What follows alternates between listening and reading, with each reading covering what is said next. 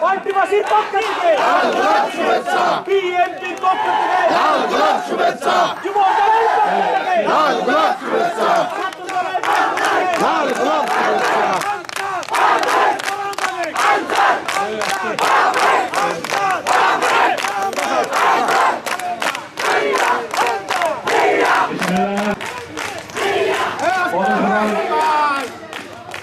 সম্মানিত সভাপতি, এই সভায় উপস্থিত কুমারখালী পৌর বিএনপির সদস্য সচিব মাকসুদুল মমিন, এই সভায় উপস্থিত আমার থানা আহ্বায়ক কমিটির যুগ্ম আহ্বায়ক জনাব প্রভাসউদ্দিন, এই সভায় উপস্থিত আরেকজন যুগ্ম আহ্বায়ক খন্দকার তুহিন মুস্তাফিজুর রহমান তুহিন, এই সভায় উপস্থিত থানা বিএনপির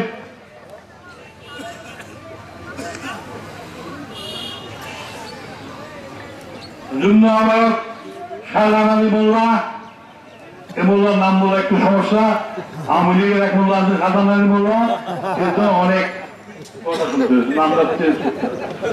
এই সময় উপস্থিত আছে আমার সাথী থানা বিএনপি রেজাউল মিলন, নাম বলা তারপরে তুহিন নাকি শাহিন, তারপরে ফারুক ইউনুস, আবার ইউনুস ডাক্তার আছে পান্টি কলেজের প্রিন্সিপাল বলল এই নামটা আরো ভালো হওয়া দরকার। তারপর ফারুক সাহেব আছে, আরমানুল্লাহ সাবেক পান্টি সেক্রেটারি এবং মোতালেব হোসেন ফারুক এবং মোতালেব হোসেন চৌরঙ্গি উপস্থিত শহীদ জিয়া রাষ্ট্রপতির কর্মী ভাই, আসসালামু আলাইকুম। আমরা অনেক কষ্ট করে একটু মিসম্যানেজমেন্ট, লোক কিন্তু কম নাই, কিন্তু মিসম্যানেজমেন্ট হয়তো আমরা 17 বছর তো বেবিসিটিং নাই, ভুল ত্রুটি হতেই পারে, এগুলো আপনারা ক্ষমা সুন্দর দৃষ্টিতে দেখছেন। আমরা বসে নিতে পারি নাই হোক থানা বিএনপি নেতৃত্ব দীর্ঘদিনের সাথে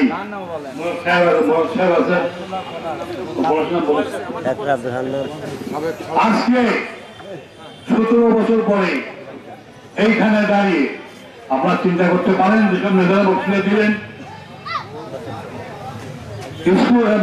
গ্রামের দফাদার চৌকিদার থেকে শুরু করে রাষ্ট্রপতি পর্যন্ত এক দলীয় শাসন খালি করে এই দেশের আজকে কথা বলার অধিকার দিয়েছে। তত্ত্বাবধায়ক সরকার সুন্দর একটা সুষ্ঠু নির্বাচন দেওয়ার জন্য তার চেষ্টা করছে। 17 বছরের মধ্যে মসজিদের ইমাম সাহেব নিয়োগ দিতে পারেন নাই 3 বেলা। আপনারা কি শুনেছেন যে পৃথিবীর কোন দেশে কোন রাষ্ট্রনায়ক, প্রেসিডেন্ট, প্রধানমন্ত্রী তিনি 40 মিনিটের আলটিমেটামের দেশ থেকে পালিয়ে যান?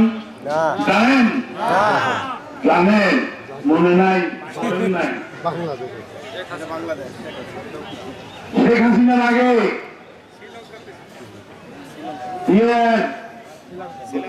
বিক্রম সিং যখন বাংলা জয় করেন 1500 খ্রিস্টাব্দে, ওই সময় রাজা লক্ষণ সেন ইয়ের থেকে আপনার ইন্ডিয়া আমাদের বাংলাদেশের যখন কলকাতার নদিয়া ছিল ওইখান থেকে তিনি ভাত ফেলে খেলে পালন করেছিল। আর শেখ হাসিনা তার 300 পার্লামেন্ট, তার আত্মীয় স্বজন, বন্ধু বান্ধব সমস্ত লোকজনকে নিয়ে একযোগে পালিয়ে গেল। বড় লজ্জাস্কর। আর পৃথিবীর শ্রেষ্ঠ রাষ্ট্রনায়ক ছিলেন তাও মনে হয় জানেন না।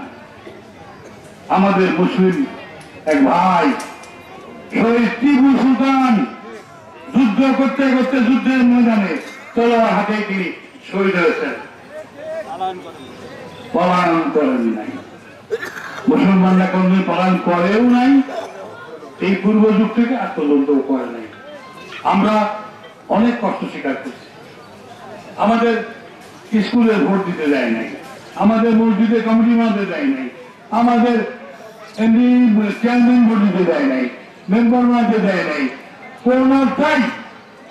আমি তার বাস্তব প্রমাণ। 2014 সালে যখন উপজেলা ক্যান্ডিডেট করলো আমাকে, আমি নিজের চোখে দেখেছি ডিসিএসপি সবাই ভোট চাষি করতে। আমি তাদেরকে বললাম যে আপনারা যে ভোট শিখছেন আমাকে বললে তো আমি এমনি দাঁড়া যাবে, এটা আমার ব্যবসা না, আমি দেশের কাজ করতে চাই। আমি বেলা 2টার সময় আমার সমস্ত জায়গায় ফোন দিয়ে সবাইকে বলো কোনো জায়গায় কোনো গন্ডগোল বা কোন রকম মারামারি দরকার নাই, ভোটের মার সেরে দাও। সরকার যখন ভোট কাটে তখন কি তার সঙ্গে পাওয়া যাবে? ওনারা আপনার চাপড়ায় ভোট গণনা হয় নাই, তোর সাথে বলে ভোট গণনা হয় নাই, 5টার সময় টেলিভিশনের পিস্তল দেখি মান্নান খান চেয়ারম্যান। উপজেলায় ভোট গণনা চলছে, 80ও যাবে, কান্নাও পায়। যে ভোট আমি তো নিজে পৌরসভাতে 6 বার ভোট করেছি।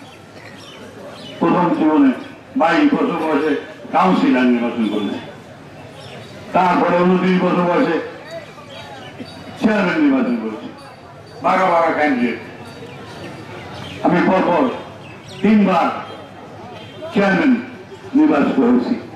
তারপরে একবার 99 সালে যখন আওয়ামী লীগ, 96 সালে যখন আওয়ামী লীগ ক্ষমতায়, 99 সালে তখন আমার আওয়ার ভাই উনি কাটাকাটি মাস্টার শুরু করলেন। তারপর আবার 2001 সালে বিএনপি ক্ষমতা আসার পরে 4 সালে আবার নির্বাচন, সুষ্ঠু নির্বাচনের মধ্য দিয়ে আমি 4 বার পৌরসভার মেয়রের কাজ করেছি।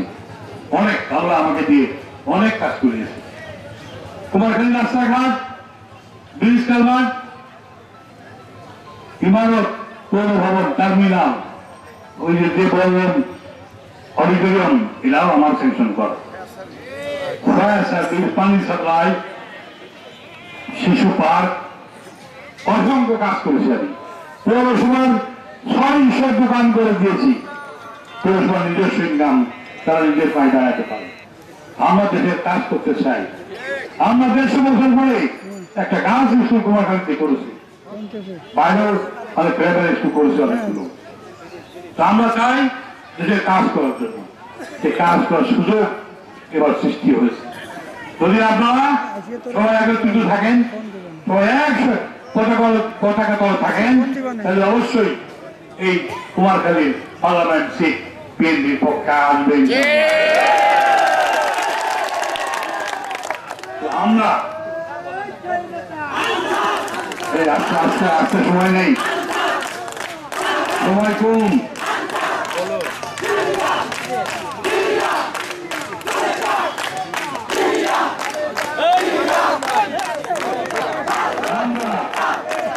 কমিটির দায়িত্ব দিয়েছে আমাদেরকে। আমি বলি আহ্বায়ক কমিটি কুষ্টিয়া জেলায় তারেক সাহেব আহ্বায়ক কমিটি করে দিয়েছেন, তাদের দায়িত্ব দিয়েছেন। পকেট কমিটি চলবে না, টাকা দিয়ে কমিটি কেনা এটাও চলবে না। আর আমার তো সম্ভব, আমি তেরা মানুষ, আমার ঘরে 1 লাখ টাকা আছে, আমি কোন অন্যায় কথা শুনতেও পারি না, অন্যায় কাজ নিজেও করি না, কাউকে করতে উঠি না। আমরা আপনাদের প্রত্যেকটি ওয়ার্ড থেকে ভোটার বানানো হবে। যেমন ভোট আমরা বাংলাদেশ সরকারের খাতায় হয়েছেন, তেমনি বিএনপির খাতায়ও যারা বিএনপি করেন আপনাদেরকে ভোটার বানানো হবে। 120 তাদেরকে ভোটার বানানো হবে। 51 জন কমিটি, 51 জনের একটা কমিটি হবে আপনার ওয়ার্ড থেকে।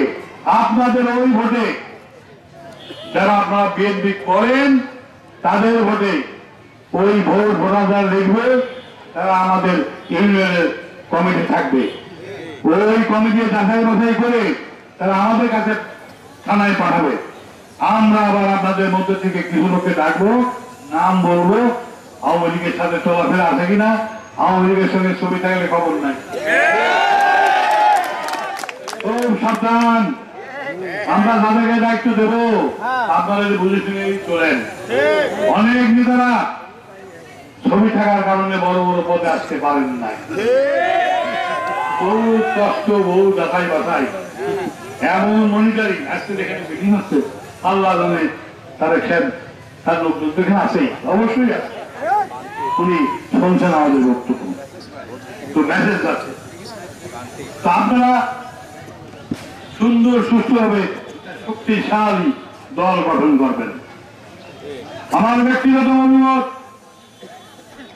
আমরা দল হাতে নিয়েছি এই প্রোগ্রাম, আমরা এমন একটা দল গঠন করব আগামী 50 বছরের মধ্যে যেন অন্য কোন দল আমাদের তার কাছেও না আসতে পারে। মানুষের সমর্থন নিয়ে, এদেশের মানুষের সমর্থন নিয়ে বিএনপি ক্ষমতায় যাবে। আজকে আমাদের সেই সাবেক স্বরাষ্ট্রমন্ত্রী মিস্টার বাবর সাহেব জেল থেকে 4টার সময় বের হয়েছে। আর একটা খবর আজকে আপনাদেরকে বলে যায়, শেখ হাসিনার ভাতিজি শেখ রেহানার মেয়ে ইউনিভার্সিটিকে আমাদের গর্ব ছিল, সে আমাদের গর্ব, সে আমাদের বাঙালি মেয়ে, সে লন্ডন পার্লামেন্টের মেম্বার এবং মন্ত্রী ছিল। কালকে শেখ হাসিনার জন্য তাকে পদত্যাগ করতে হয়েছে। এটি প্রমাণ করে না তারা টাকা পয়সা বাইরে নিয়ে গেছে? তারা প্রমাণ করে দিল যে তারা আসলেই বাংলাদেশটাকে লুটপাট করছে। আপনার 50 সেতু তৈরি করতে 30,000 কোটি টাকা চায়না থেকে লোন নেওয়া লেগেছে, কিন্তু আমাদের দরবেশ বাবা এম সালমান রহমান তিনি 36,000 কোটি টাকা ব্যাংক থেকে লোন নিয়ে, আরেকজন লুটেরা পদ্মা সেতুর রেল মেট্রো রেল করতে প্রায় 1,00,000 কোটি টাকা বাজেট, কিন্তু আর এক লুটেরা এসালাম গ্রুপ নোয়াখালী উনি 85,000 কোটি টাকা ব্যাংক থেকে লুটপাট করে নিয়ে বিদেশে বাড়িতে নিয়ে। দেশের অবস্থা কোথায়, কি আছে দেশে? আপনারা শুনে তো অবাক হবেন, একজন পুলিশ অফিসার যদি 16,000 কোটি টাকার মানুষ হয়, আওয়ামী পরিবাররা কি করেছে বলার অপেক্ষা রাখে না। আমরা বলতে চাই, আমরা এই দেশে বাস করবো, আমাদের লন্ডন, কলকাতা, ইন্ডিয়ায় কোন জায়গায় বাড়িঘর নাই। আমরা এই দেশের মানুষের জন্য কাজ করি, আমরা এই দেশের মানুষের মুখে হাসি ফোটাতে চাই। আমরা চাইলে আমরা সোনার বাংলায় রূপান্তরিত করতে চাই, সেজন্য আপনাদের সমর্থন দরকার, আপনাদের সাহায্য সহযোগিতা দরকার। আপনারা সবসময় আমাদের পাশে থাকবেন, আমাদের জন্য দোয়া করবেন।